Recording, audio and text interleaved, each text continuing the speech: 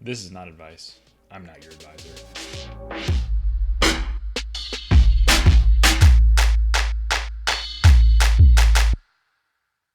All right, we are back. This time we got Gatorade. We're hydrating. Let's get into it.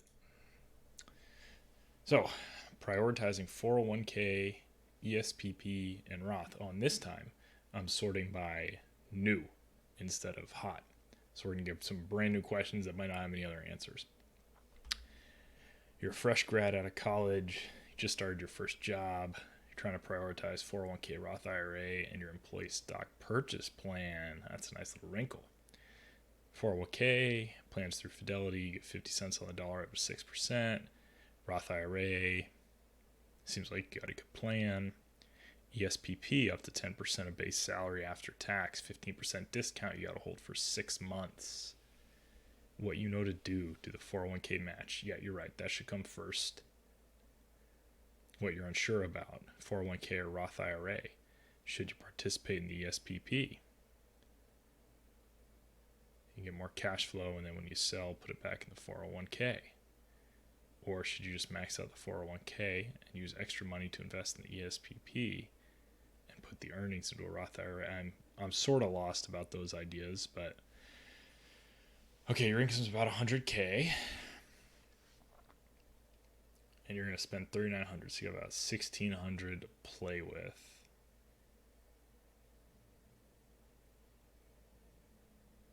That's if you're maxing the 401k. All right. So you're right. You should do the 401k match first. And the ESPP is sort of like a really volatile version of getting a match. So obviously you invested, it goes in your employer's stock, and then it's kind of stuck there for a little while. So, but you get it at a discount.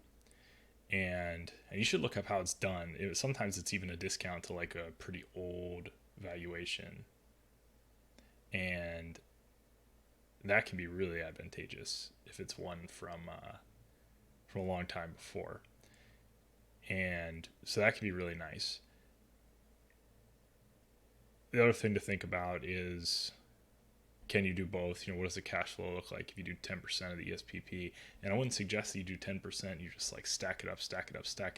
I'd put 10% in there and then plan probably once it hits long-term capital gains to sell it off and then do it again, basically. So you will end up building up a decent amount, but you'll basically always be kind of rolling it out of there.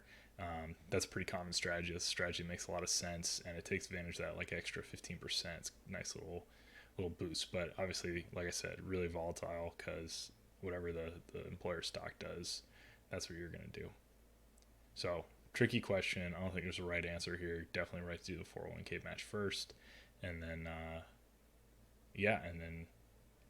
decide if you want to do the volatility of owning the employer stock or if you want to just put more in. It sort of depends what you think the rest of your earnings are going to look like to know whether you go back to the 401k, which sounds like it's traditional, or going to the Roth. At 100k, but just out of school, it's probably a wash. You're just out of school. You're probably not going to be a lower tax bracket for the foreseeable future unless you plan to like go into an NGO or something. So you might as well do the Roth while you can. Former employer charging me to roll over my 401k. Title says it all. You live in Washington State. You moved employers before, never been charged. Just curious if it's normal. I don't know if it's like the most common or not, but it's certainly normal. It costs money to run a 401k plan, and especially if somebody goes with a TPA, a third-party administrator, that doesn't charge the employer very much, they're going to end up kind of like nickel and diming the employees, and it is pretty common for there to be a nominal charge like 25 or 50 or even $100 when you want to roll it out. So I'm not surprised, and that's the way it goes. Sorry. All right. Should I be investing in Roth or traditional? My employer will match Roth or traditional. All right. Well, something you should know. Whatever they put in there, it's going to be traditional, not Roth. Even if you put Roth in, they're not matching Roth dollars. You're 27, and total contribution from your employer and yourself will be about 10K a year. You guys are in the 22% tax bracket, 5.75 state. Any reason not to contribute to a Roth instead of a traditional 401k?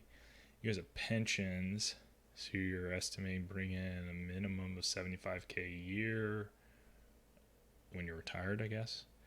And based off calculators on a 12% return, damn, where are you getting a 12% return? That is sweet.